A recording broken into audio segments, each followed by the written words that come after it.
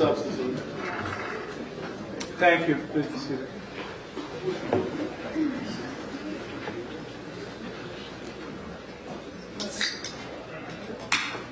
You sort of had a slip of the tongue, Mr. Gutierrez, and referred to him as Farley, but is Farley your next witness? No, Your Honor. Okay. So, sir, you remain under oath. Please have a seat. And thank you, Mr. Chauncey. Thank you, Your Honor. You're welcome. Good afternoon, Officer Smolik. Good afternoon. Mr. Gutierrez spoke to you a little bit earlier this afternoon about your training. Do you recall that? He did. And he asked you, haven't you been trained for stressful situations, correct? Correct. And haven't you been trained on how to use force? Did he not? He did. And he asked you some other questions about, well, these are the kind of things that should happen in the academy that you should be ready for, correct? Correct. And if I heard correctly, indicated to Mr. Gutierrez, this was not a situation that could ever be trained for. Exactly. This wasn't a situation that could be simulated, was it? No. This wasn't a situation that could be recreated in an academy classroom, is it? I don't believe so.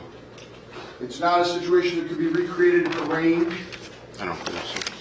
It's not anything that you could possibly ever have been prepared for, is it? Correct. You indicated when you were at BCI on December the 5th that in your heart of hearts you felt that you were being shot. I did. That in your heart of hearts you felt that you had no other course of action than what you took that night. I did. Mr. Gutierrez asked you some questions on what did you do later on, and was your mom worried about you? He did. He did. Here. This isn't a recreation. This is real life, right? Correct. And this is what happened on that night, right? Yes. Okay. And sure, your mom was worried about you, right? Absolutely. She worries about you every day you go out in that uniform, right? Every day. And certainly on that night, she had every right to be worried about you, right? She did. Okay. You were in a shootout, right? Correct. And in your heart of hearts, you felt that you were being shot at by the folks in that car. I did.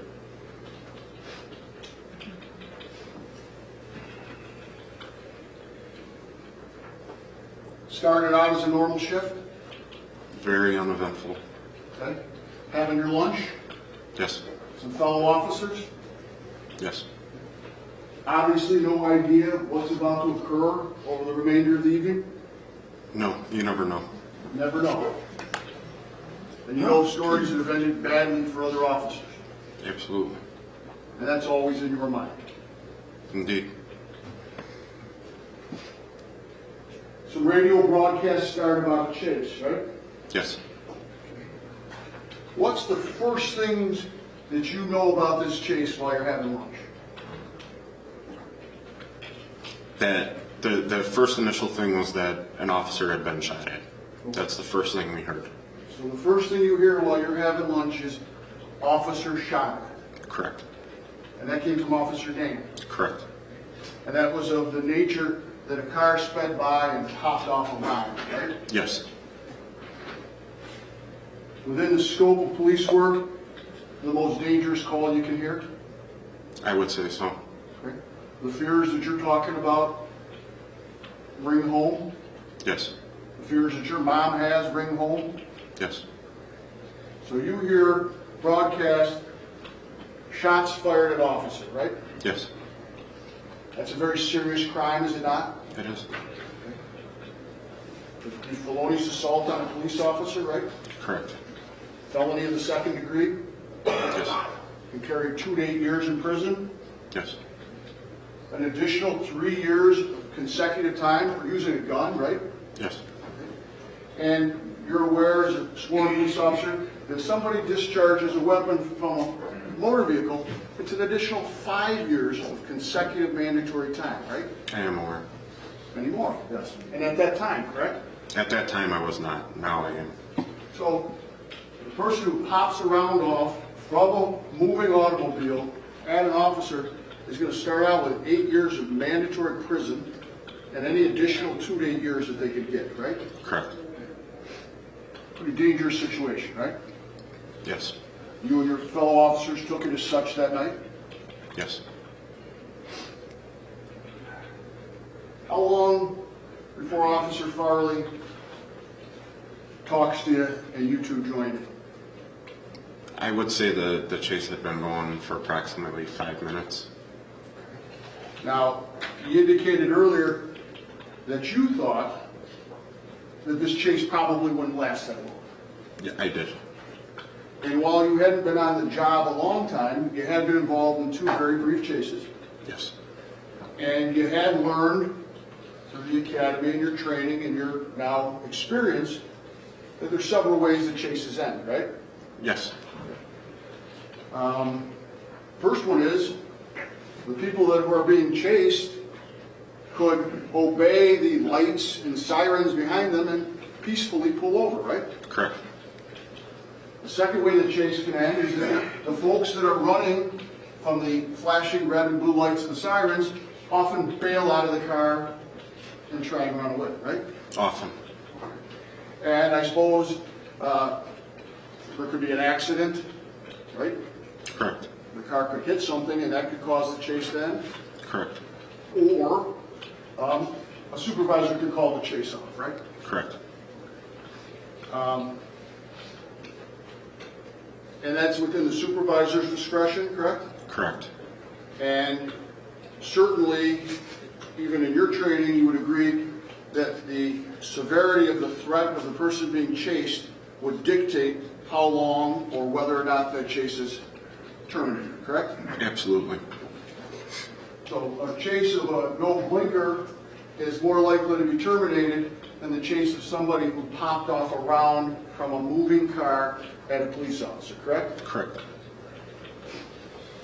And would you agree as that chase continues and you participate in it, that the Malibu did not stop? Correct. You joined this somewhere on the shoreway or I-90? On 90. And you reached speeds in excess of the speed limit on I-90? I don't recall our exact speed. You then continued on with the chase into side streets or residential areas? Correct. Now, when a suspect car doesn't stop and it's speeding, it's violating traffic laws, that's failure to comply, right? Correct. And that's a third-degree felony, correct? Correct. And that can carry 9 months to 3 years, correct? Correct. And any sentence imposed there has to be consecutive to any other charge that that person gets, correct? Correct. And would it be fair to say that law is designed to ensure the safety of our streets? I would say so. The chase continues, and were your lights audible and visible? Yes, they were. And to your knowledge, were the other cars that were behind the Malibu, were their lights audible and visible? I can't speak for that. I was never close enough to see them. Well, you kept saying lights, but, I mean, the light bar above your car. right, but you said lights audible and visible. I gather they were visible, but The lights would not be audible, the siren would be audible. Thank you. I hate to be persnickety. That's fine, I agree. Though if I hated it too much, I wouldn't be it, so I brought it up anyway. I'd like to say I'm an easy target. Yeah, the siren is audible, the lights are visible. As I recall, yes. You get up to Heritage Middle School, correct? Correct. Now, you indicated that on the night in question that it was not a paved road, but that there was a dirt road and that it was dusty. Correct. Okay? And where would that area be in relation to this model? The dusty It area? would be to your left-hand side, Over here on this cart? over in that area. Okay. Prior to reaching what would be the surface area of the model, correct? Correct. And could you describe for the court what that dust and dirt and what your perception was at that time? As we were driving down that road, which I believe I stated earlier, it was Wymore. You really couldn't see too much in front of you. Like I said, I was only able to see the one zone car in front of us because of the lights that were activated. I wasn't able to see behind us. Like I said, all I could see was the zone car in front of us and nothing else. Okay. And if I could just clarify that, because of the lights, you mean the flashing red and blue lights on the car in front of you? Yes. Okay. Yes. So those lights precluded you from seeing beyond that car ahead? It was the dust that was being kicked up. The only reason I was able to see the car in front of us was because they had their overhead lights activated. Okay. So then you pulled into the parking lot, correct? Correct. Okay. What's your perception at this point? Right at that point when we pulled into the parking lot, I How did was you feel? the scaredest I've ever been in my life. Okay. Pulling into the parking lot, what are you hearing at that time? You're hearing gunshots, seeing smoke. With your permission, could you step down to the mountain? Sure. Could you step down, sir?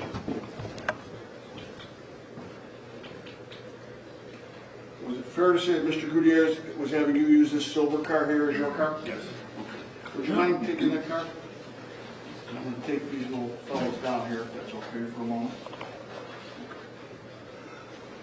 Could you show the court, as you're driving in, this would be the dirt road? This would be Wymore here. Okay.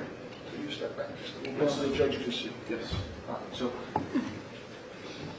and as you move the car over to there to where you believe you come to rest, We pulled in right there and stopped right about here. and could you describe again between the dirt, the flashing lights, the sirens, at this point you're hearing shots? Yes. And what are you feeling at that time? My heart is pounding, beating out of my chest. I don't know what to do. I'm scared, nervous, just a whole bunch of different feelings. Okay. Now, you had heard some radio broadcasts on your way there, correct? Correct. We've already talked about the broadcast you heard from Nan, and somebody had popped around off at a police officer, correct? Correct. That starts the emotions? Yes. Now, during the time from when you heard that and you got to here, you heard a number of other radio broadcasts, correct? Correct. Did you hear they're pointing a gun? I did. Did you hear it looks like they're reloading? I did. Did you hear they just rammed a police car? I did. All very serious things? Yes. All offenses against police officers? Yes. All very dangerous to your fellow officers? Very dangerous. Did you observe during the time it took you to get from your station to there any activity in front of a Happy's Pizza along Euclid Avenue? No, I didn't. You didn't see that part? No, I didn't. So, from the time you hear Officer Nan's broadcast, you and Farley get in the car, you drive and you end up where you're showing us here in the model. You've heard they're pointing a gun at officers, Yes. they're reloading, Yes. they rammed the police car, Yes. and a second incident of they rammed the police car. I never heard that one. You've heard, I heard the first three that you mentioned. rammed the police car, pointed a gun at the police, and they're reloaded. Correct. Would it be fair to say that hearing those broadcasts and the fact that this Malibu still hasn't stopped are having an effect on how you feel? Absolutely. It would be very fair to say.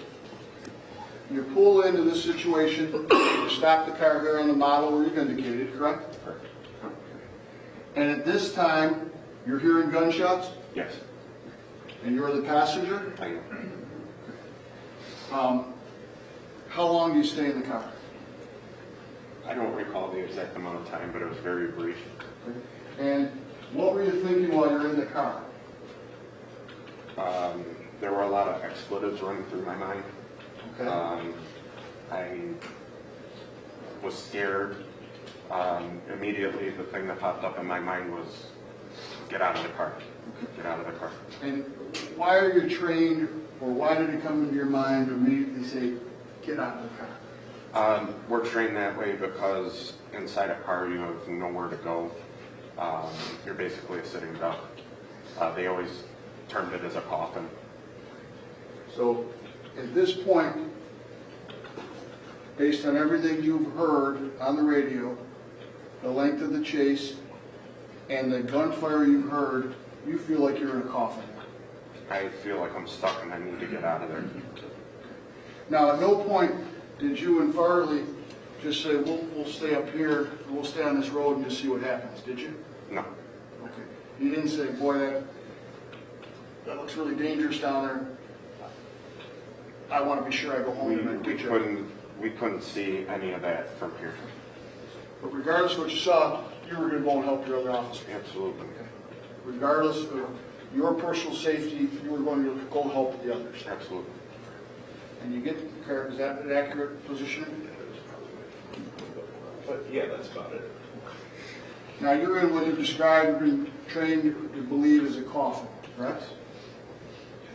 When you're sitting there before you exit the vehicle, do you think you're being shot at? I did. In your heart of hearts? I did. And who do you think's shooting at you?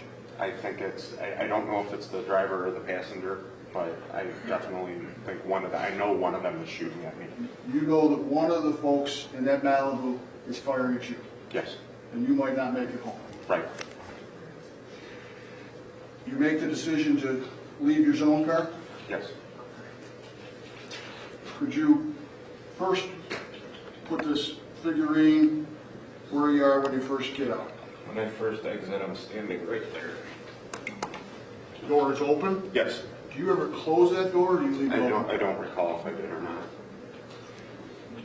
Is it fair to say that there's some things about the situation that you don't remember exactly? Yeah, there's a lot of things that I don't remember exactly.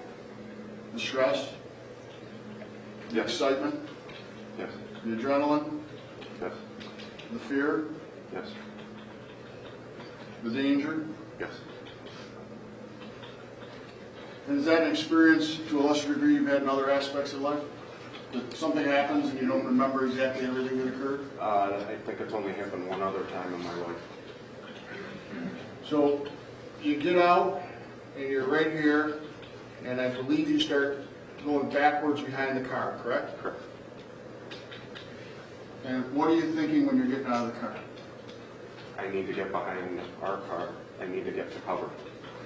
I'm in the line of fire. I'm being shot at right now. I need to get the hell out of there. And while you're backing up, you discharged your weapon 2 times. Correct. Could you again, if you would, just step out here, Mr. Gutierrez had you do it, and demonstrate for the judge how you believe you did it. After I opened the door, I had my weapon drawn, and I was going backwards like this as I was firing. And it'd be fair to say that you, for the record, you've articulated such that your left finger would be a gun, My right. your right finger would be a gun. Correct. You have both hands on the handle or the firearm. Correct. You're moving backwards. Correct. It's an angle straight out from your body. Correct. And you've been to the range, correct? Yes, You've been trained in firearms, correct? I did. You fired at the range on many occasions. I did. And at that point, did you feel that your only reasonable alternative was to begin firing your weapon? I did. And you discharged it twice at the windshield of the Malibu, Towards the driver. towards the driver. Yes. Mr. Gutierrez asked you if you thought you hit your target, correct? Correct. I'll ask you again. Do you think you hit your target? I have no idea. I hope so. Is there any reason for you to believe that you did? Yeah, it was a far shot. Okay. How many feet? I'd say approximately 40 to 50. You shoot 40 to 50 feet across, you're aiming at the driver. Yes. You then move, if you could demonstrate, behind the vehicle. I then move behind the vehicle, and I come to a stop there. Okay. Well, let me ask you, after you fired those first 2 shots, what are you thinking? I don't recall exactly what I was thinking. I just knew that I had to get out of that spot that I was in because I was in a very, very bad spot, and I was probably going to die if I didn't move. Okay.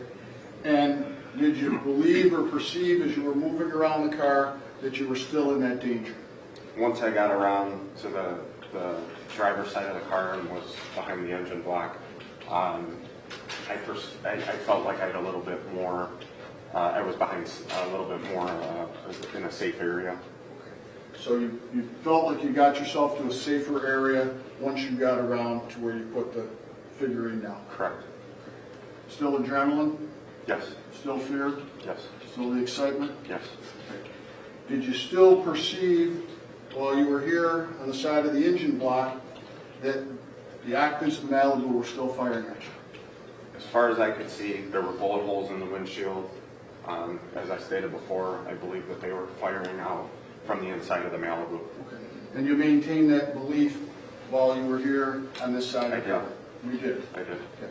You're in a little bit better position of safety, but you have the same belief that you did when you were a passenger in the zone car and when you fired the shots from the passenger side of the zone car? Correct. Okay. While you were a little bit safer in your mind, the same belief persisted? Yes. You crouched down, correct? I did. Okay. You don't want to get shot, right? Exactly. Okay. You peered up, correct? Yes. Okay. Now, when you peered up, you still had that same belief that the folks in the Malibu were causing harm to other officers or yourself, correct? Yes. The same belief that you maintained when you were in the car, when you fired shots from the passenger side, correct? Correct. And at that point, you fired 2 more shots, correct? Correct. And where were you aiming when you fired those shots? The same spot at the driver of the Malibu. Do you know if you hit him? I have no idea. You were aiming at him? I was aiming at him What was your intent? to stop my threat And where did you perceive the threat coming from? from the Malibu. Same threat you perceived when you fired the first 2 shots. Same exact threat. All right. You duck back down. Yes. Now, when you come back up, I want to ask you if you can recall this. You came back up and you were going to fire again, correct? Correct. Okay. So you fired 2 on the passenger side. You moved around to a position of cover. Still perceived the exact same threat, so you fired 2 more, correct? Correct. You ducked down, correct? Correct. And you came up ready to fire again, correct? Correct. And that was your intention, was to fire again. It was. So while you had crouched down after the second 2 shots, you still perceived that same ongoing threat. I did. That threat had not diminished. No. It was your intention when you came out of that crouch to fire again, correct? Stop my threat. Stop your threat. When you came up this time, however, you saw an officer on the hood of the Malibu, correct? Correct. And you didn't fire because you didn't want to hit that officer, correct? Correct. And what you did then was you moved to get a better tactical position to continue firing, correct? Correct. So Mr. Gutierrez asked you, you stopped firing when you saw somebody on the hood, correct? Correct. And now that is true, right? Yes. Okay. But you didn't stop firing because he was on the hood and it was over, did you? No. You stopped firing because you didn't want to hit another officer who had a different tactical position, correct? Correct. I still perceive the threat. You continue to perceive the threat to yourself and fellow officers while you observe that officer on the hood. Correct. Now, Mr. Gutierrez asked you about what you said to VCI about that, correct? Yes.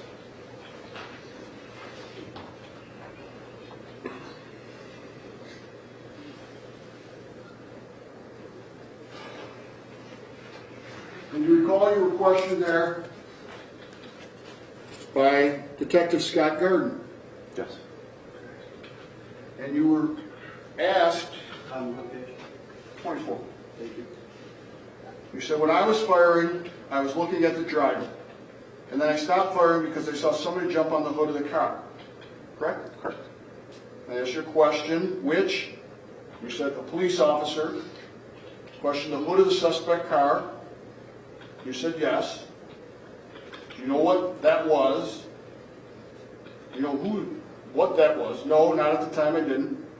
Did you see what they were doing, you were asked? Yes. They were shooting down into the car. Yes. Now, while you observed that, you still continued to feel the same threat you did as when you pulled in? I did. The same threat as when you were in what you described as a coffin? I did. The same threat as when you fired 2 shots to stop the threat from the passenger side of your car? I did. The same threat that you had when you fired 2 shots from the driver's side door of your car? I did. And the same threat that you had when you popped up to fire again? I did. At no point did you stop because you felt that threat was over? No.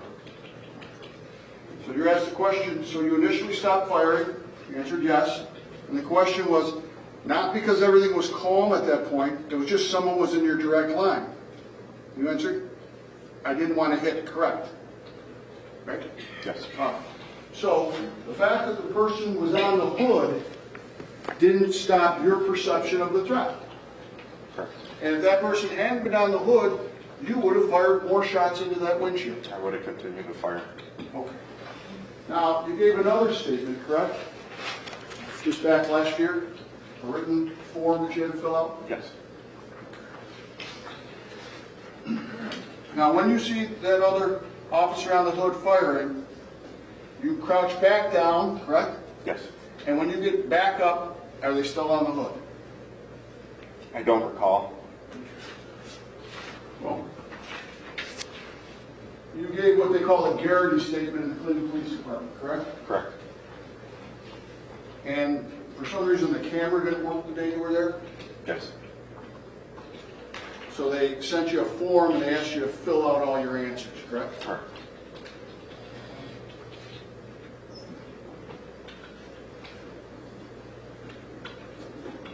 You were asked about discharging your weapon in the car, correct? Correct. And you indicated, as you have here today, the threat that you perceived when you were in your car, when you got out of your car, fired directly into the Malibu, correct? Correct. The threat that you perceived while you were firing from the other side of your car into the Malibu, correct? Correct. You were asked to fill out an answer. If you saw someone on top of the car, what did it cause you to do? Do you recall that? I don't. Do you recall? I stopped shooting because I no longer had a clear shot to the threat. Is that what happened? Yes. You stopped shooting after discharging your weapon 4 times because you no longer had a clear shot to the threat. Correct. The threat was still ongoing. Correct. It says, I then moved from cover behind the engine block of zone car 232 to the rear of zone car 238. Do you recall doing that? I do. And could you demonstrate for the court how you did it? So, you still perceived the same threat while you were standing on the driver's side behind the engine block of your car? Correct. Okay. You could no longer get a clear shot at the threat, correct? Correct. Okay. So you advanced, correct? Correct. Okay. You didn't stay and hide behind the engine block, did you? No. Okay. And you advanced so that you could get a better shot, right? Correct. Okay. And by the time you got up to the rear of 238, was the person still on the hood? I didn't see him there. And you indicated in your Garrity statement, I moved from cover behind the engine block of zone car 232 to the rear of zone car 238 so I would have a clear shot, correct? Correct. So it was your intention to get up to here, seek cover, and continue shooting? Correct. Because you still perceive that same threat? Yes. And when you went from 232 to 238, you put yourself in harm's way and danger, correct? I did. And what were you thinking when you were running from cover and exposing yourself to all of this to get behind 238? I need to get there as quick as I can And why did you need to get there as quick as you could? because I was exposed, Okay. And why were you moving forward? because I didn't have a clear shot. So while you were moving forward, you made a determination to abandon your position of safety, Yes. expose yourself to the area between 232 and 238 Yes. so that you could get a better shot because you still perceive the threat. Correct. And as you advanced from 232 to 238, your weapon was still out, It was. ready to shoot, I don't recall exactly where I was holding it, but I know it was out of the holster. but your intention again, you weren't taking a walk up because everything was over once the guy was on the hood, right? Correct. It wasn't, this is done, right? Correct. Your intention was, I've got to get from here to there because the threat still exists and I need a better shot. I need to get back into the fight to pacify the threat. I need to get back into the fight to pacify the threat, correct? Yes. And that movement from 232 to the rear 238, in your mind, to get up there, to expose yourself to danger, was to pacify the still existing threat that was going on while the officer was on the hood. Correct. So in your mind, your vantage point, what you could see, the threat didn't stop when he got on the hood. No. The threat didn't stop when he fired shots into the hood. No. The threat didn't stop until you got up to 238, you were still ready to continue firing. Correct. And then you didn't, right? Correct. Okay. But you didn't see, when you got behind 238, you didn't see that person still on the hook. No, they were not. They were not on the hook. So you, being right there, had that continued perceived threat as you advanced. I did.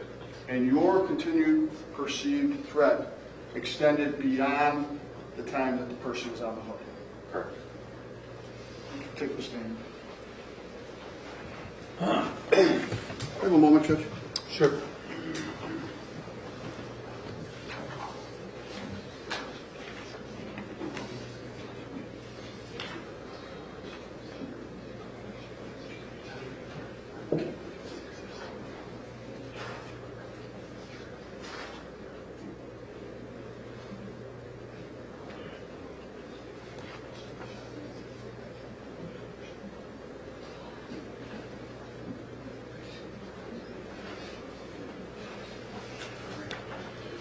We've talked about what you were feeling internally as you made these movements, correct?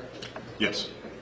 Now, it's fair to say, though, that externally you're perceiving other things as well, correct? Yes. The flashing red and blue lights of the light bars are all illuminated of the police cars? From what I remember, yes. Are there sirens on? I don't recall. You didn't, where you were, ever hear anybody say ceasefire, did you? No, I didn't. Might not be a great question. Gunshots are loud? Yeah, they're fairly loud. Like when you go to the range, you wear ear protection? Yes. Have you ever fired a gun inside of a vehicle outward? I have not. Would you expect that to be louder than even at the range? I honestly have no idea. So there's certainly the flashing red and blue lights of all the various cars, correct? Yes. There may or may not have been sirens. Correct. You didn't hear anybody say ceasefire. I did not. You were asked about how long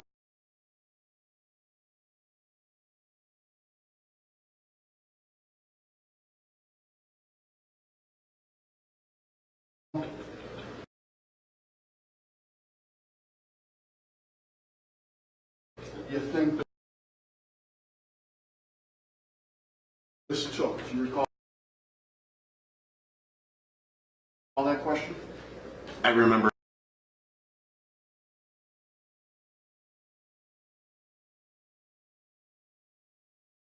being asked the question. I don't recall my answer. Do you recall ever saying that it felt like it took about 2 hours? I believe I remember saying it felt like forever or something along those lines, but I do remember saying it felt like it took a long time. Okay. And you know that obviously 2 hours isn't an accurate real time, right? Correct. but in your mind, that's what it felt like? Correct. You spoke a little bit about tunnel vision, correct? Correct. Okay, can you explain for Judge O'Donnell what you perceive tunnel vision to be? Exactly what I saw. I was focused on my threat. I saw figures in the Malibu. I don't remember seeing anything to my right or to my left. All I saw was what was directly in front of me. I don't recall hearing things after a while. I remember initially hearing gunshots.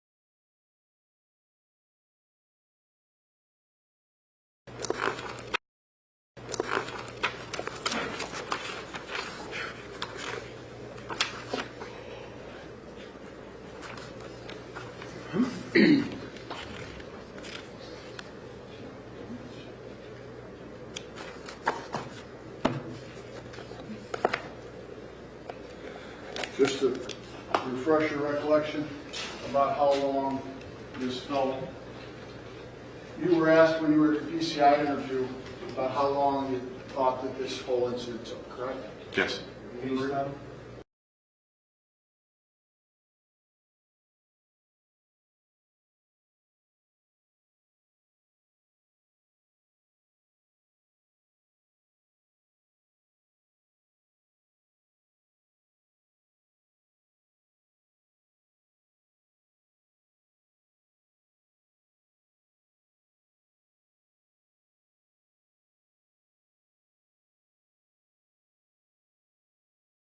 It's not offered for the truth of the matter. He's going through what were you asked.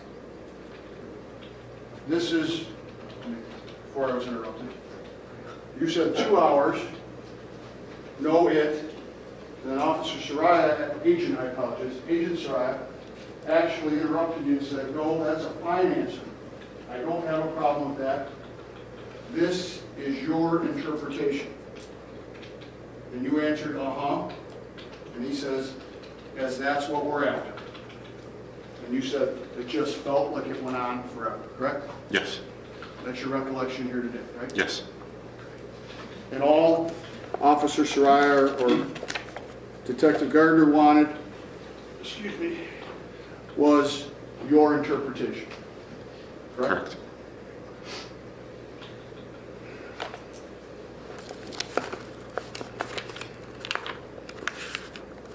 Mr. Gutierrez asked you a whole bunch of questions about who you talked to, right? Yes. Originally on scene, there's a use of deadly force protocol, right? Yes. Are you versed in that as a patrolman? What do you mean? Well, there are certain entities that are supposed to question the officers and certain entities that aren't, correct? Yes, I never had experience prior than that incident. So if the shooters and the non-shooters are separated, do you know if that's protocol? I don't. Would you know if it's protocol to wait for a ruling and whether or not Garrity statements or Miranda statements would be taken? I don't. Do you know if it's protocol to wait for some input from the prosecutor's office prior to questioning officers? I don't. So some other officer may have those answers. Maybe. You know that you were separated along with some other officers, correct? Correct. And that you were placed in an area, correct? Correct. You were there for several hours, correct? Correct. And now, I don't think you've ever said that you never had a conversation with anybody about this, correct? Correct. But what you said is you don't remember the particulars of the conversation. That's exactly what I said.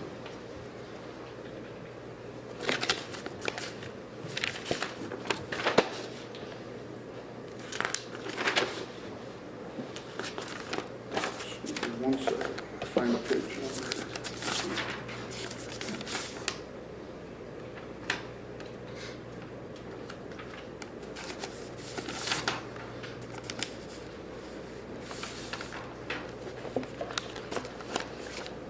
You were asked if BCI had had conversations with anybody, correct? Correct.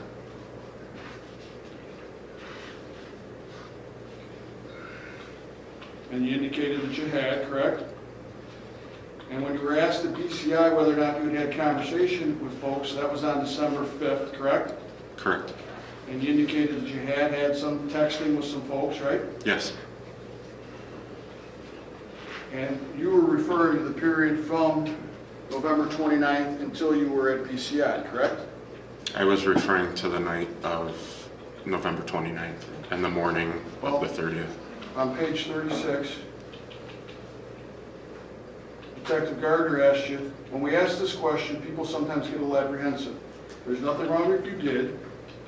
We just need to know, did you speak to anyone referenced this incident other than union and attorneys, correct?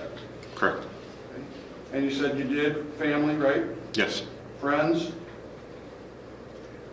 And you responded, I'm okay, right? Yes. You were asked if you spoke with any other officers, correct? Yes. And you said yes, correct? Yes. So they told you there's nothing wrong if you talk to anybody else. We're just going to ask you who you talked to, right? Yes.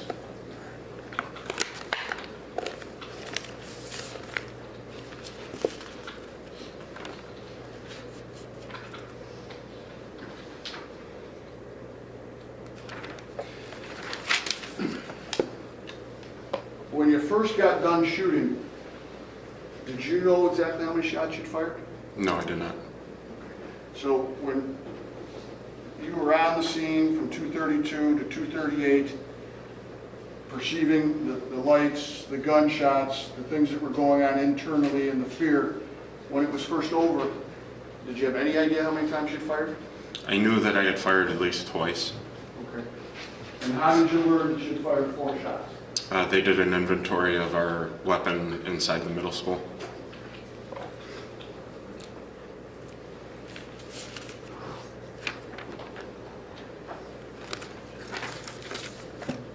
Have another moment, Judge.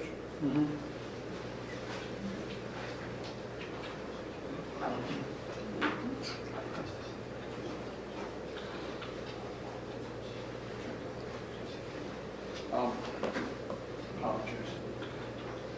In your mind, I'll take you back to the cars here. In your mind, from the time you pulled up, you left the car, fired 2 rounds at the Malibu to stop the threat, went around the back of 232, fired 2 more rounds into the Malibu to stop the threat, came back, continued firing to stop the same threat that you still perceived, but you didn't fire because there was an officer on the hood. You advanced your position, still looking for a better angle to continue shooting to the rear of 238. That was one continuous event in your mind, wasn't it? Yes. There were 2 separate distinct events. No.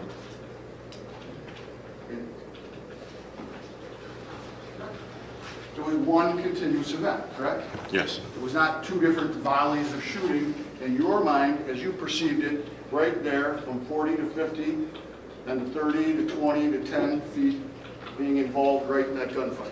I never perceived 2 volleys of gunfire. You perceived that this was one continuous action, Correct.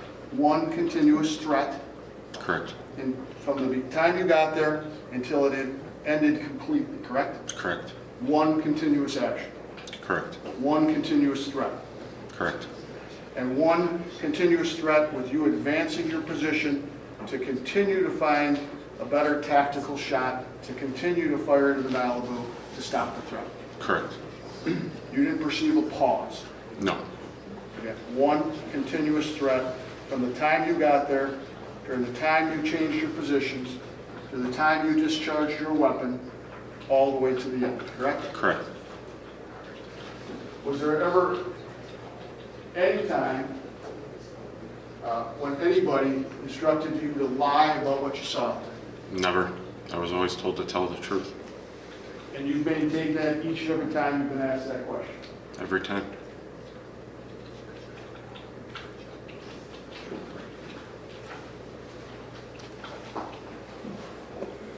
Thank you, Officer Sabol. Thank you, Mr. Shaughnessy. Do you have any redirect, Mr. Gutierrez? Quickly. Sir, I want to refer you to page 25, gentlemen. Remember, we went over this before. This line of questioning with BCI. Remember we went through this? You said not because everything was calm at that point, it's just someone was in your direct line. Remember that? Correct. I didn't want to hit, correct? Then what happened? What did you answer? I said I'm not too sure. I want to say I made my way up to behind this car. The CPD car. Yeah. Talking 238, right? Correct. Shooting was still happening? Your answer? No. By that time, the shooting was done. Question. So primarily the way you recall it is, guy jumps on top, he shoots inside, and then everything stops. And you say? That's really the last thing I remember at that point. So, sir, I just want to make sure I understand your testimony is correct. You see somebody shooting inside the hood multiple times, correct? You didn't shoot just once. I don't know where he was shooting. I'm sorry, inside the windshield. Right? He's pointing down like that. Again, I know he's pointing down. I don't know where he's shooting. He's shooting multiple times, right? Yes. And you see him there when he's shooting multiple.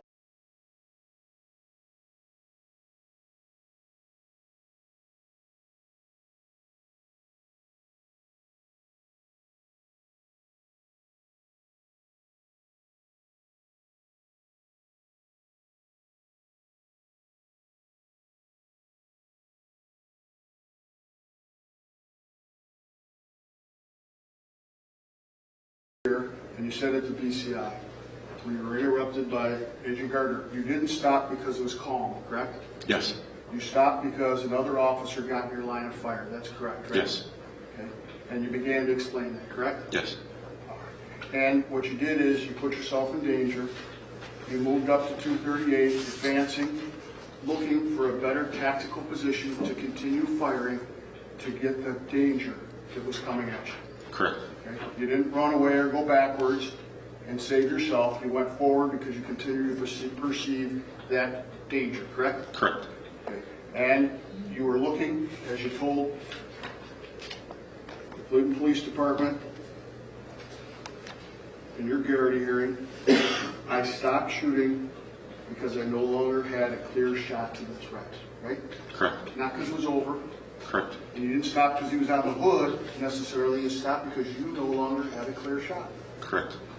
I then moved from cover behind engine block of zone car 232 to the rear of zone car 238 so that I could have a clear shot.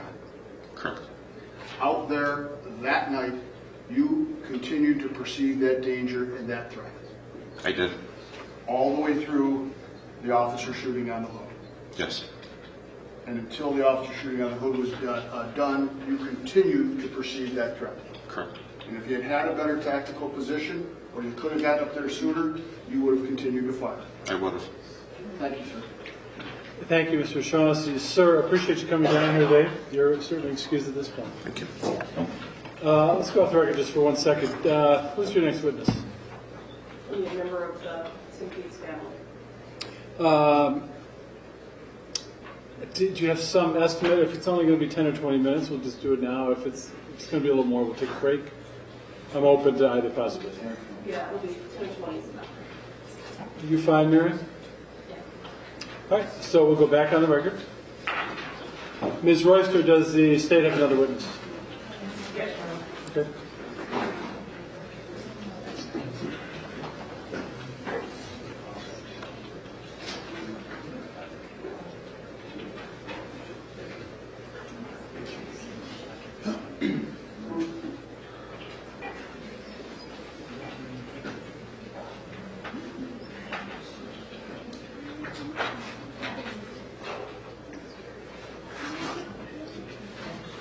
Mr. Shaughnessy, wrap that in your scarf or something, when it's on the table. Oh, I apologize,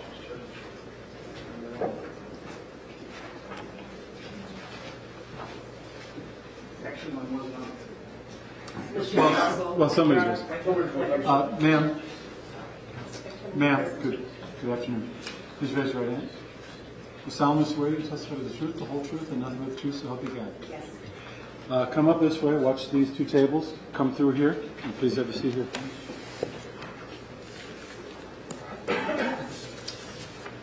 Now, you're going to see that chair doesn't move at all, so you might have to kind of hunch up a little to speak in the microphone.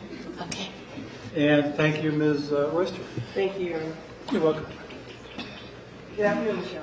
Good afternoon. Please state your full name, spell the last name for the record. Michelle Russell, Russell. And Ms. Russell, do you know why you're here today? Yes. Are you currently employed? Yes. Without telling me where, what type of work do you do?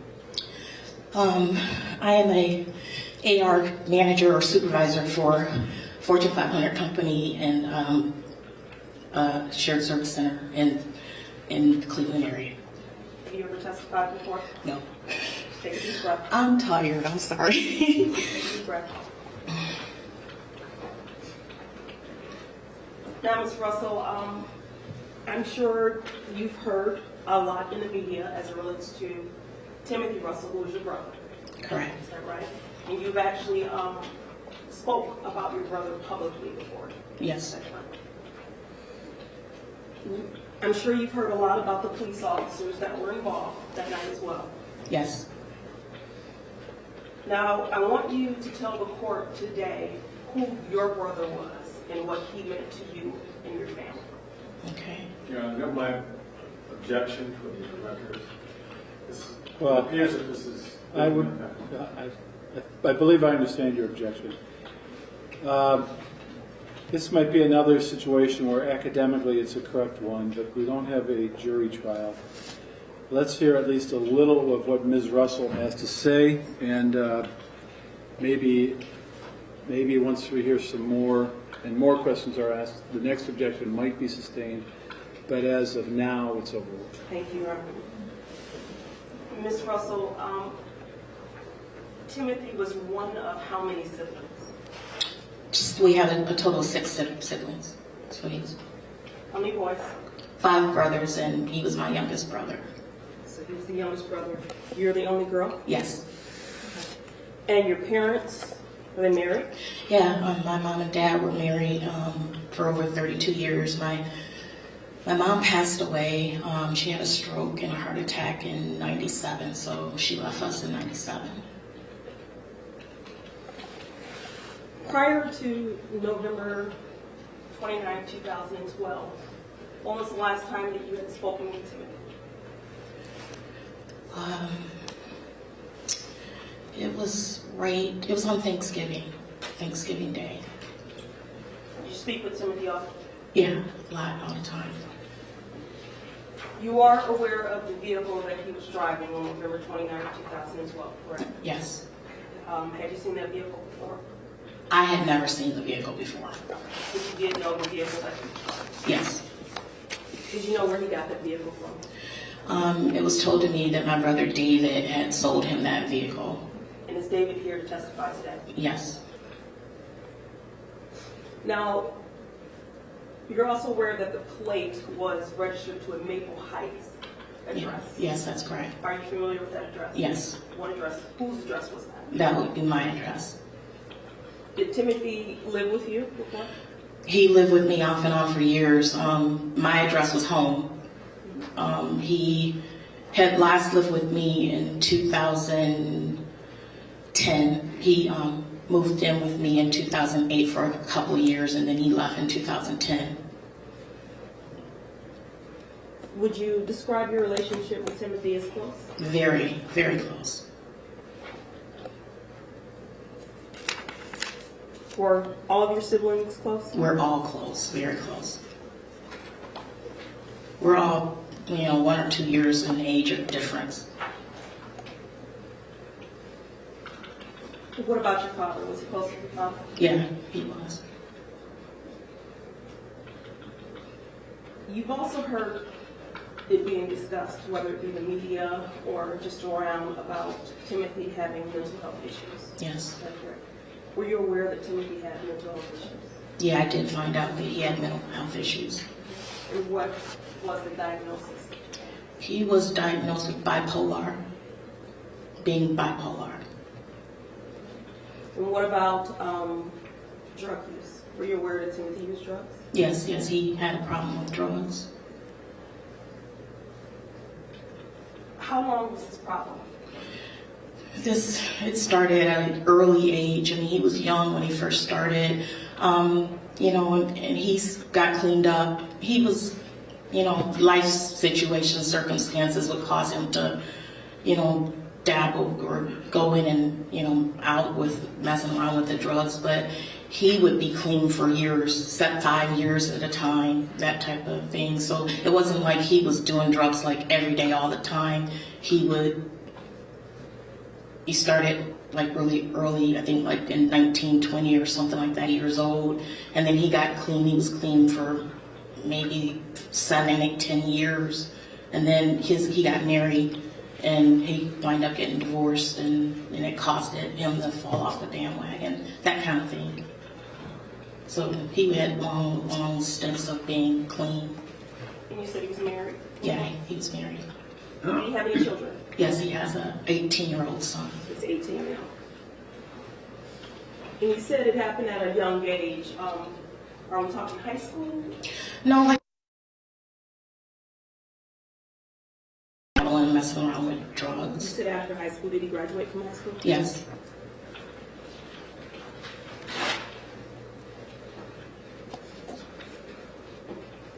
Was Timothy a friendly person, or what type of person was he? He was very friendly, jolly, happy. I mean, he was, you know, he was a people person. He loved people.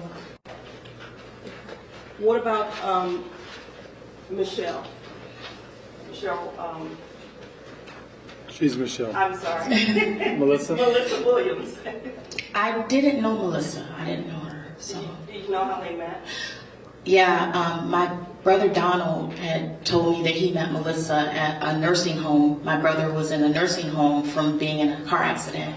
He had to go there for rehabilitation. He messed up his leg. And he met Melissa at the Broadway, I think it was called Broadway Nursing Facility in Bedford, or I'm sorry, Maple Heights. I'm not sure of the name of the facility, but it was in Maple Heights. Now, you're aware that this incident that happened on November 29th of 2012 was an incident in which your brother didn't pull over when signaled by a police officer. Now, when he was in the nursing home, you said he had crashed a car. Yeah. Car accident. Can I interrupt? I understood you to say, this is why I want to clear it up, that Donald was in the nursing home and met Melissa. No, my brother Timothy Russell was in the nursing home. Okay. And my brother Donald Russell would go to the nursing home like every day to visit him there. And when he would go to the nursing home, he met Melissa at the nursing home while visiting my brother Tim. Okay. I'm sorry, I misunderstood you then. Thank you. Now, getting back to November 29th, 2012, when your brother did not pull over when signaled by police officers, and talking about the incident when your brother was in the hospital for rehabilitation. Do you know why he was in the hospital for rehabilitation? Yes. Why was he in the hospital? Because he tried to outrun a police car. He didn't pull over. He got in a car accident, and they had to light flight him to Metro. So, this wasn't the first time that he had did this? No. And you and your family were aware of that? Yes. Did that change you being a part of his life? No. Did that change how much you cared about him? No.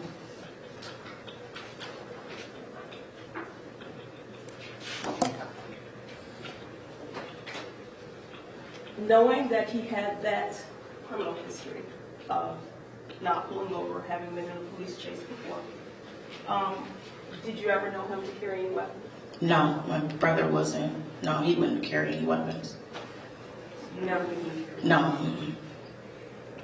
You say that with confidence. I'm 100% confident about that. Sustained. Now, what about work? Did you ever know your brother to work? He was a very hard worker. What type of work? I mean, my brother was a very hard worker. My dad instilled that in all my brothers. He would work 2 jobs sometimes, and he was recently, his last employment was doing bathtubs. He did like a refinishing and glazing bathtubs. It was like a trade that his friend taught him after he had been incarcerated before, and he came to live with me in 2008. I picked him up from Belmont, and he stayed with me, and he learned how to do the tubs, and he started working, and he tried to build a business. He was really doing a good job. Did he advertise? Yes. Okay. Advertise doing the tubs? Yeah.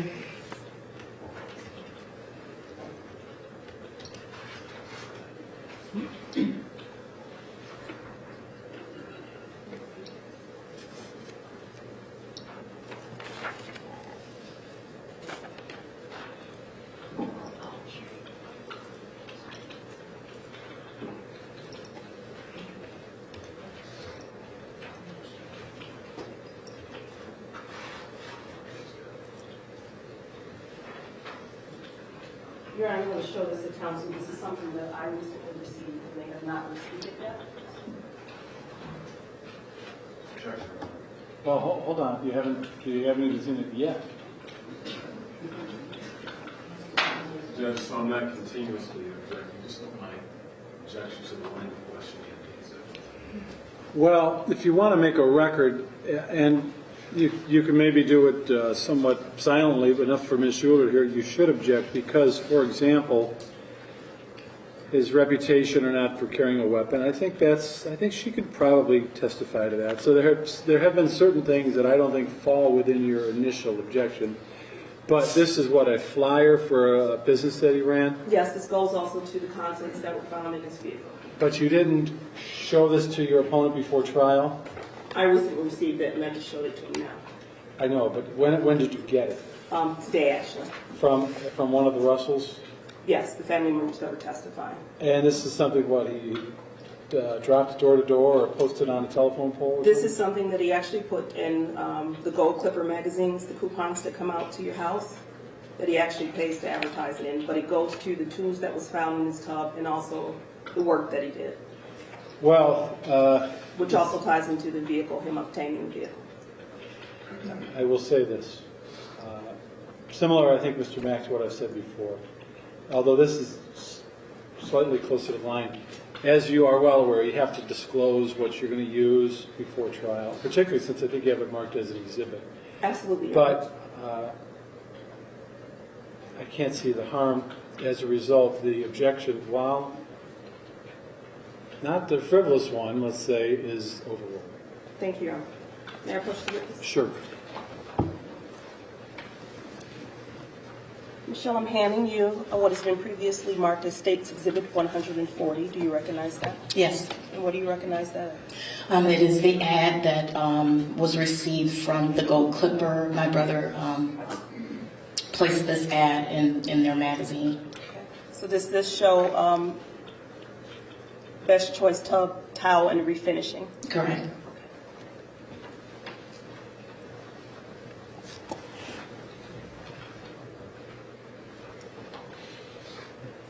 Now, in talking about his work, do you know if he used the Malibu to transport his items from one job to the other? That is correct. That's why he purchased it, or that's why he received it from my brother.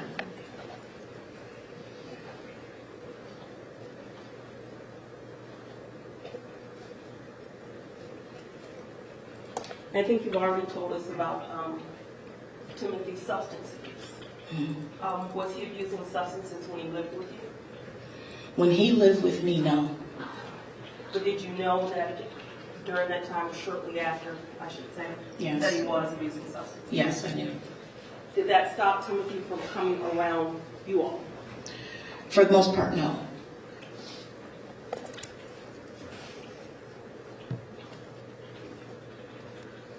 Now, earlier, you weren't here in the courtroom, but I did show the judge some pictures of your brother.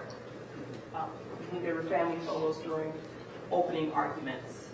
Did you take vacations with Timothy? All the time. When was the last one you would have taken? The last one would have been Florida. Florida? Either Myrtle Beach or Florida. One of those. How long ago was it? That had to have been like in 2010. 2010. And that's only because I started working and I'm really busy now, so I don't have a lot of time. Didn't have a lot of time for vacations. Your relationship with Timothy, would you say he told you everything, or has a little sister who did? I'd say he shared a lot with me, but he probably didn't tell me everything. Or should I say his only sister? Yeah. You don't think he told you everything? He shared quite a lot with me. We often prayed a lot together, so he revealed and shared a lot of things with me that were private, I'm sure. But I mean, I'm sure I don't know if he told me every single thing, but yeah, I would say he told me a lot. What about the difference between you and your brother who's here today?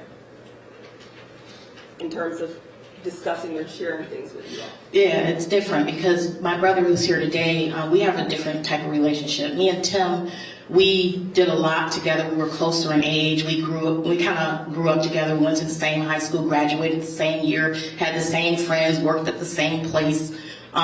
We shared a lot in common. Like I said, he lived with me for a long time. We got up every morning and did early morning prayer. So I knew things about him that he prayed about. I would say he was his biggest critic. He was really trying to get his life together, and he was hard though. He probably was harder on himself than anybody else because he was a Christian and he was really trying to get his life together.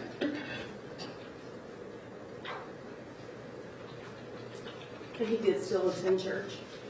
Yes, he did still attend church. He came with me even though he had a drug problem. He would often ask the church members to pray for him that he could overcome that situation because he wanted to overcome that. Sure.